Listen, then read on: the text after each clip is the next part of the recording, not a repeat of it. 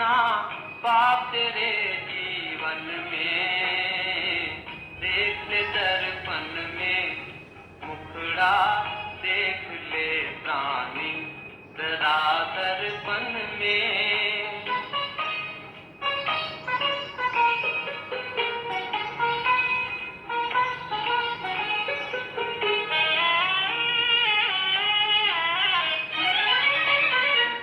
कभी तो पल भर सोच ले प्राणी,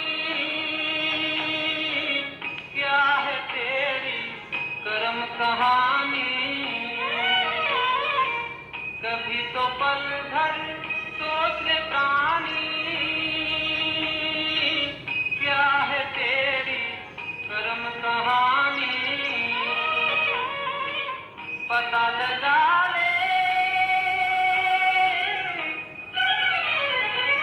पता लगा ले, पड़े हैं कितने दाग तेरे दामन में, देख ले दर्पण में मुखड़ा, देख ले प्राणी जरा दर्पण में।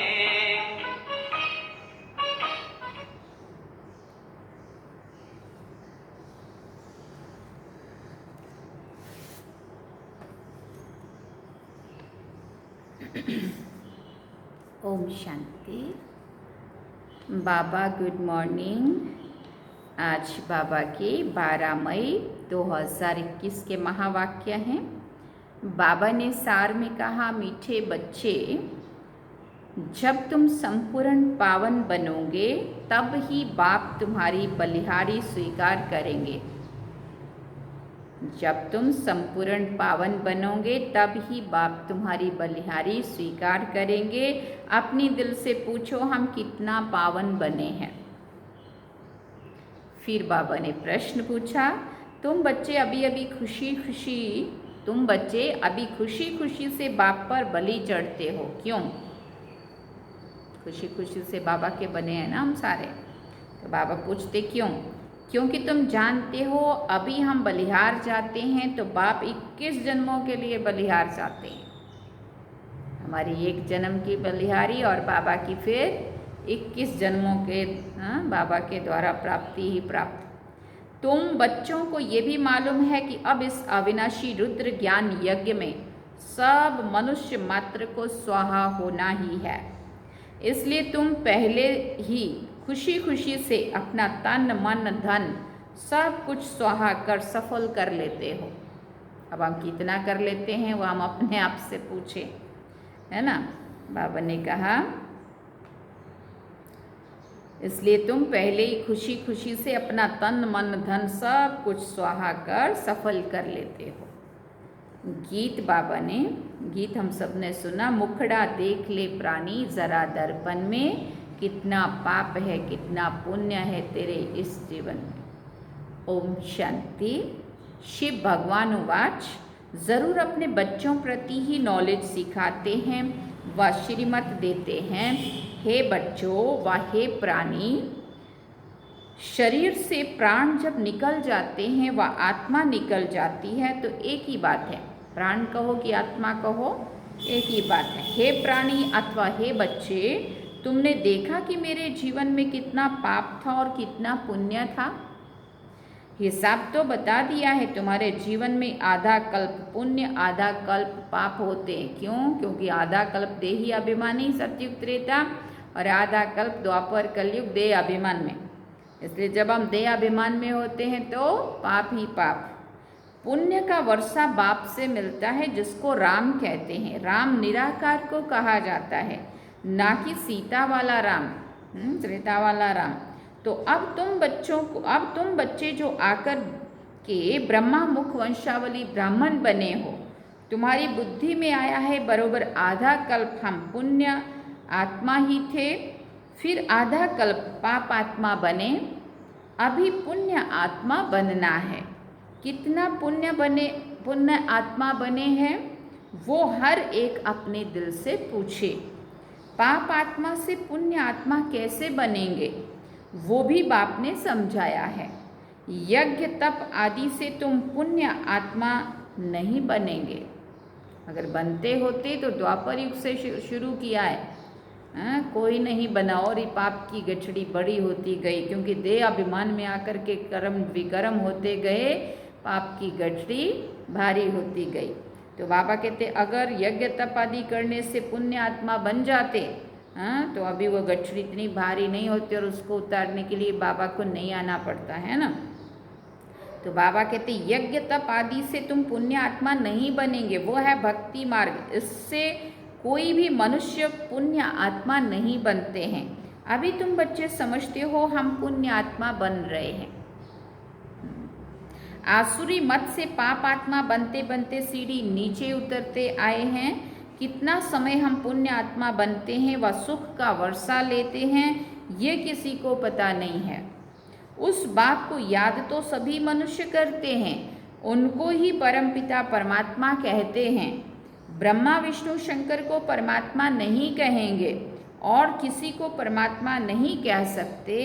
भले इस समय तुम प्रजापिता ब्रह्मा कहते हो, परंतु प्रजापिता को कभी भक्ति मार्ग में याद नहीं करते हैं। याद सभी फिर भी निराकार बाप को ही करते हैं। ओ गॉड फादर, ओ भगवान अक्षर ही निकलते हैं, एक को ही याद करते हैं।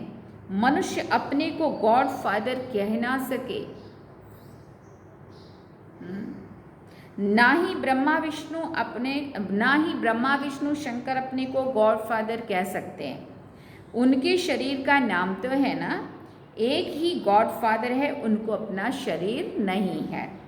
भक्ति मार्ग में भी शिव की बहुत पूजा करते हैं। अभी तुम बच्चे जानते हो शिव बाबा इस शरीर द्वारा हमसे बात करते हैं। हे बच्चों, कितना प्यार से कहते हैं, समझते हैं। मैं सर्व का पतित पावन सद्गति दाता हूँ। मनुष्य बाप की महिमा करते हैं ना, लेकिन उनको ये पता नहीं है कि 5000 वर्ष के बाद आते हैं। ज़रूर जब कलयुग का अंत होगा तभी तो आएंगे ना। अभी कलयुग का अंत है तो ज़रूर अभी आया हुआ है। तुमको श्री कृष्ण नहीं पढ़ाते हैं, श्रीमत मिलती है। श्रीमत कोई कृष्ण की नहीं है, श्री कृष्ण की आत्मा भी श्रीमत से 100 देवता बनी थी। फिर 84 जन्म लेते, अब तुम आसुरी मत के बने हो। बाप कहते हैं मैं आता ही तब हूँ जब तुम्हारा चक्र पूरा होता है, एकदम अंत में आके जब हम पहुँचते हैं। तुम जो शुरू में आए थे अब जड़ जड़ी भूत अवस्था में हो। झाड़ पुराना जड़ जड़ी भूत हो गया है तो सारा झाड़ ऐसे हो जाता है। बाप समझाते तुम्हारे तमो प्रधान बनने से सब तमो प्रधान बन गए हैं। ये मनुष्य सृष्टि का वैरायटी धर्मों का झाड़ है, इसको उल्टा झाड़ कहते हैं। इसका बीज ऊपर में है, उस बीज से ही सारा झाड़ निकलता है। किसकी बात हो रही है? शिव बाबा बीज। मनुष्य कहते भी हैं ओ गॉड फादर, आत्मा कहती है आत्मा का नाम आत्मा ही है।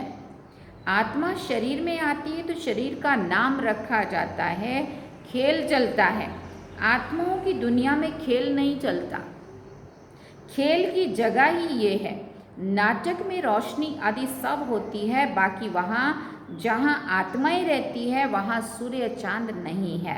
ड्रामा का खेल नहीं चलता है। परमधाम की बात बाबा कर रहे हैं, वहाँ सूर्य चांद नहीं है, वहाँ खेल नहीं चलता है। वहाँ सिर्फ और सिर्फ आत्मा स्टार चमके हुए।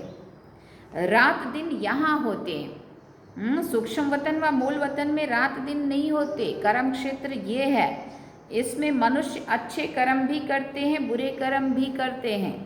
सतयुग त्रेता में अच्छे कर्म होते हैं क्योंकि वहाँ 5 विकार रूपी रावण का राज्य ही नहीं होता है। बाप बैठ कर्म अकर्म और विकर्म का राज समझाते हैं। कर्म तो करना ही है, ये कर्म क्षेत्र है ना। सतयुग में जो कर्म करते हैं वो अकर्म हो जाते हैं, वहाँ रावण राज्य ही नहीं, उनको हेविन कहा जाता है। इस समय हेविन है नहीं।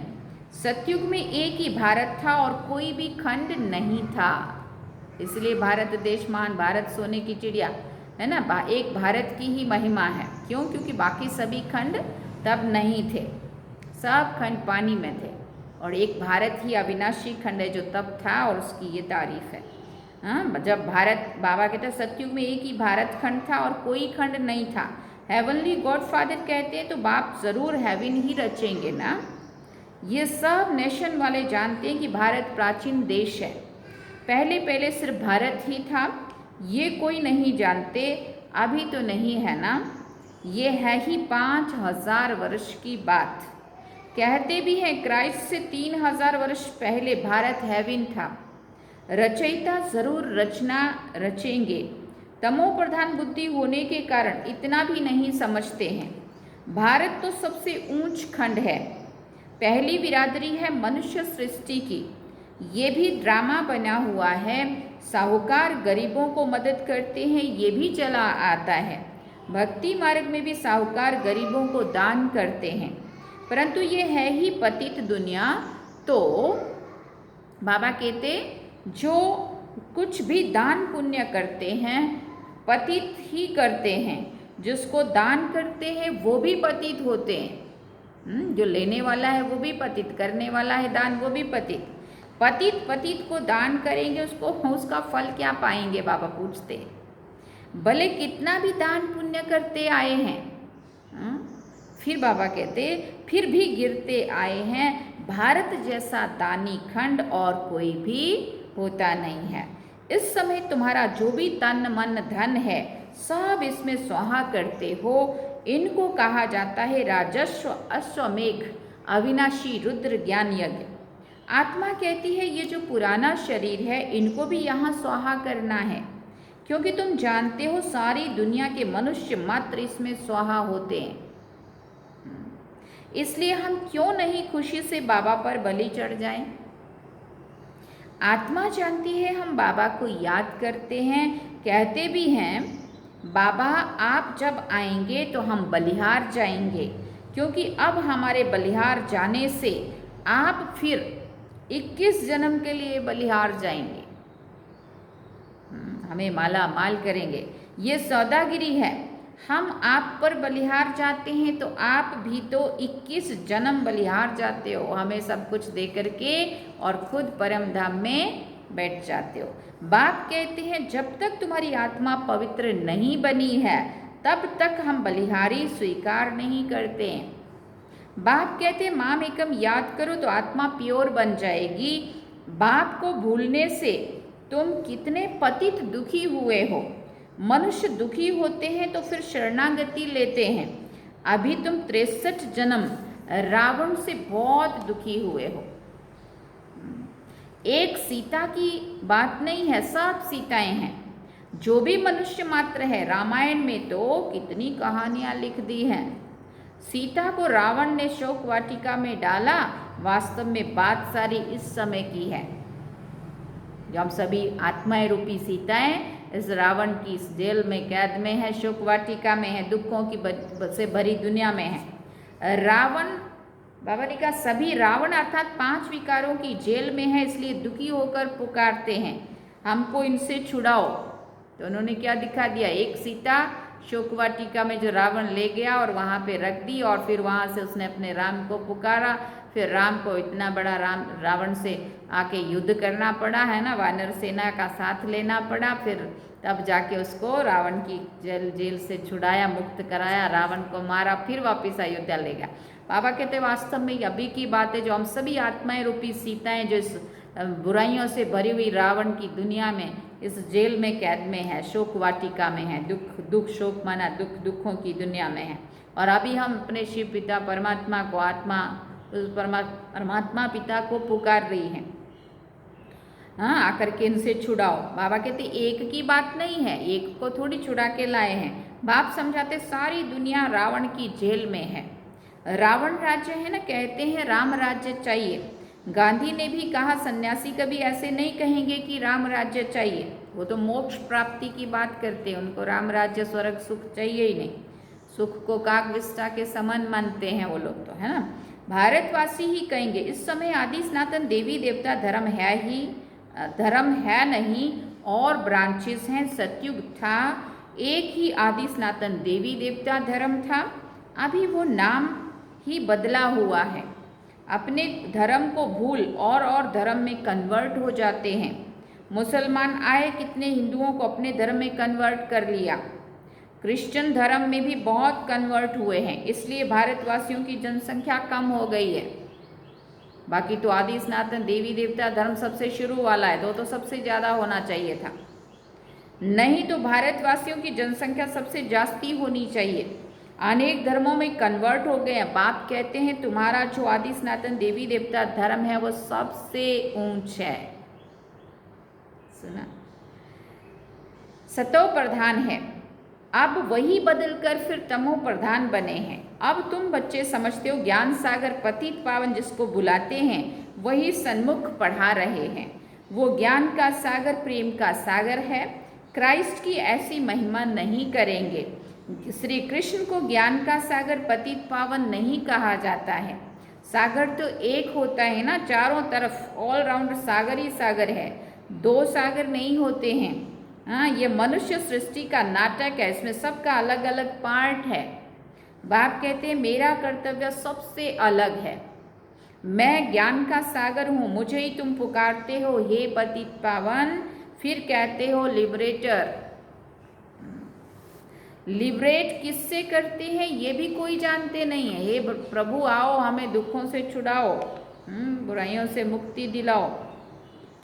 बाबा कहते किससे लिबरेट करते, किससे मुक्ति दिलाते वो भी नहीं जानते। तुम जानते हो हम सतयुग त्रेता में बहुत सुखी थे, उसको स्वर्ग कहा जाता है। अभी तो है ही नरक, इसलिए पुकारते दुख से लिबरेट कर सुख धाम में ले चलो। सन्यासी कभी नहीं कहेंगे कि फलाना स्वर्गवासी हुआ, वो फिर कहते हैं पार निर्वाण गया। विलायत में भी कहते हैं लेफ्ट फॉर हेवनली अवॉर्ड, समझते हैं गॉड फादर के पास गए। हेवनली गॉड फादर कहते हैं बरोबर हेवन था अब नहीं है, हेल के बाद हेवन चाहिए। तो अभी क्या चल रहा है, दी हेल, तो इसके बाद क्या चाहिए, हेवन। तो बाबा कहते गॉड फादर को यहाँ आकर फिर हेवन स्थापन करना होता है, तो जो अभी स्थापन कर रहे हैं। सूक्ष्म वतन मूल वतन में कोई हेवन नहीं होता है। ऐसा नहीं है कि सूक्ष्म वतन में या मूल वतन में हेवन है, बस वहाँ जाके चले जाओ बैठ जाओ। बाबा कहते नहीं, वहाँ तो सिर्फ आत्माओं का रहने का स्थान है। ज़रूर बाप को ही आना पड़ता है। बाप कहते मैं आकर प्रकृति का आधार लेता हूँ, मेरा जन्म मनुष्यों के मौफिक नहीं है, मैं गर्भ में नहीं आता हूँ, तुम सभी गर्भ में आते हो। कितना स्पष्ट परमात्मा ने अपना परिचय दिया है, मैं गर्भ में नहीं आता हूँ, साधारण मनुष्यों की तरह मेरा जन्म नहीं होता है।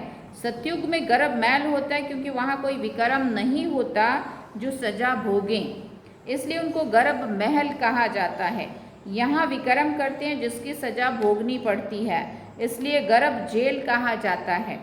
यहाँ रावण राज्य में मनुष्य पाप करते रहते, ये है ही पाप आत्माओं की दुनिया। वो है पुण्य आत्माओं की दुनिया, स्वर्ग। इसलिए कहते हैं पीपल के पत्ते पर श्री कृष्ण आया, शास्त्रों में लिखा हुआ है।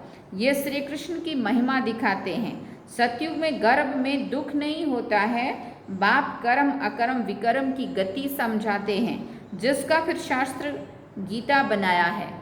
परंतु उसमें शिव भगवान उवाच के बदले श्री कृष्ण का नाम डाल दिया है। अब तुम बच्चे जानते हो हम बेहद के बाप से बेहद सुख का वर्षा लेते हैं। अभी भारत रावण से श्रापित है, इसलिए दुर्गति हो गई है। ये बड़ा श्राप भी ड्रामा में नूंदा हुआ है। बाप आकर वर देते हैं आयुष्मान भव, पुत्रवान भव, संपत्तिवान भव। ये सब वरदान भगवान से, बाप से अभी आके मिलते हैं, जिससे सतयुग में संपत्तिवान भी हो जाते हैं, पुत्रवान भी हो जाते हैं, आयुष्मान, आयु भी लंबी हो जाती है, सब वरदान मिल जाते हैं। सभी सुख का वर्षा देते हैं, तुमको आकर पढ़ाते हैं, जिस पढ़ाई से तुम फिर देवता बनते हो। ये नई रचना हो रही है, ब्रह्मा द्वारा तुमको बाप अपना बनाते हैं। गाया भी जाता है प्रजापिता ब्रह्मा, तुम उनके बच्चे ब्रह्मा कुमार कुमारियाँ बने हो। दादे से वर्षा बाप द्वारा लेते हो, आगे भी लिया था, अब फिर से बाप आया हुआ है। बाप के बच्चे तो फिर बाप के पास ही जाने चाहिए ना। परंतु गाया हुआ है प्रजापिता ब्रह्मा द्वारा मनुष्य सृष्टि की स्थापना होती है, तो यहाँ होगी ना। आत्मा के संबंध में कहेंगे हम भाई भाई हैं, प्रजापिता ब्रह्मा की संतान बनने से तुम भाई बहन बनते हो। इस समय तुम सब भाई बहन हो। तुमने बाप से वर्षा लिया था, अब भी बाप से वर्षा ले रहे हो। शिव बाबा कहते हैं मुझे याद करो। तुम आत्मा को शिव बाबा को याद करना है। याद करने से ही तुम पावन बनेंगे और कोई भी उपाय नहीं है। पावन बनने के सिवाय तुम मुक्ति धाम में जा नहीं सकते हैं। जीवन मुक्ति धाम में पहले पहले आदि सनातन देवी देवता धर्म था, फिर नंबरवार और धर्म आए। बाप अंत में आकर सबको दुखों से मुक्त करते हैं। उनको कहा जाता है लिबरेटर। बाप कहते तुम सिर्फ मुझे याद करो तो तुम्हारे पाप भस्म हो जाएंगे। बुलाते भी हैं हे बाबा आओ हमको पतित से पावन बनाओ। टीचर तो पढ़ाते हैं ना, इसमें चरित्र करते हैं क्या? ये भी पढ़ाई है। बाप ज्ञान का सागर ही आकर ज्ञान देते हैं। यहाँ पर बाबा मुरली पूरी करते, बाप ज्ञान का सागर आकर के ज्ञान देते हैं। अच्छा, मीठे मीठे सिकेल दे बच्चों प्रति माता पिता बाप दादा का याद प्यार और गुड मॉर्निंग। रूहानी बाप की रूहानी बच्चों को नमस्ते। हम रूहानी बच्चों की रूहानी माता पिता बाप दादा को दिलवा चांद सिकवा प्रेम से याद प्यार गुड मॉर्निंग नमस्ते। थैंक्स बाबा। अब धारणा के लिए मुख्य सार है। पहला पॉइंट, कर्म अकर्म और विकर्म की गति को जान। अब कोई विकर्म नहीं करना है। कर्म क्षेत्र पर कर्म करते हुए विकारों का त्याग करना ही विकर्म से बचना है। दूसरी बात बाबा ने कही, ऐसा पावन बनना है जो हमारी बलिहारी बाप स्वीकार कर ले। पावन बनकर पावन दुनिया में जाना है। तन मन धन इस यज्ञ में स्वाहा कर सफल करना है। कितना इशारा बाबा का पल पल मिल रहा है। अभी नहीं तो कभी नहीं। बाबा अपना कार्य कराता है, करा रहा है, करा लेगा, लेकिन नुकसान हमारा खुद का होगा। अगर हम अभी नहीं समझे तो बस फिर ऐसे ही पोटलू ले जा भी नहीं सकेंगे और खा भी नहीं सकेंगे और यज्ञ में सफल भी नहीं होगा। तो बाबा कह रहे तन मन धन इस यज्ञ में स्वाहा कर सफल करना है। कल की मुरली में भी यही रोज रोज आजकल बाबा के इशारे, बच्चे लाख होगा करोड़ होगा सब मिट्टी में मिल जाएगा। कोई खा भी नहीं सकेगा, जिसके लिए रख रहे हैं उनका भी खाने के लिए नहीं रहेगा, है ना। इसलिए बाबा कहते तन मन धन सब इस यज्ञ में स्वाहा कर सफल करना है। बाबा ने वरदान में कहा, आलस्य के भिन्न भिन्न रूपों को समाप्त कर सदा उल्लास में रहने वाले तीव्र पुरुषार्थी भव। वर्तमान समय माया का वार आलस्य के रूप में भिन्न भिन्न तरीके से आता है। ये आलस्य भी विशेष विकार है। इसे खत्म करने के लिए सदा उल्लास में रहो। जब कमाई करने का उल्लास होता है तो आलस्य खत्म हो जाता है। इसलिए कभी भी उल्लास को कम नहीं करना। सोचेंगे करेंगे कर ही लेंगे हो ही जाएगा, ये सब आलस्य की निशानियां हैं। ऐसे आलस्य वाले निर्बल संकल्पों को समाप्त कर यही सोचो कि जो करना है जितना करना है अभी करना है, तब कहेंगे तीव्र पुरुषार्थी। फिर बाबा ने स्लोगन में कहा, सच्चे सेवाधारी वो हैं जिनका सोचना और कहना समान हो। सच्चे सेवाधारी वो हैं जिनका सोचना और कहना समान हो। अच्छा, ओम शांति। बाबा ने सार में कहा, मीठे बच्चे जब तुम संपूर्ण पावन बनोगे तब ही बाप तुम्हारी बलिहारी स्वीकार करेंगे। अपने दिल से पूछो हम कितना पावन बने हैं। ये थे बाबा के आज के महावाक्य। और हम सब ने गीत क्या सुना? मुखड़ा देख ले प्राणी जरा दर्पण में, कितना पुण्य है कितना पाप है तेरा इस जीवन में। अभी हम बाबा को याद करेंगे।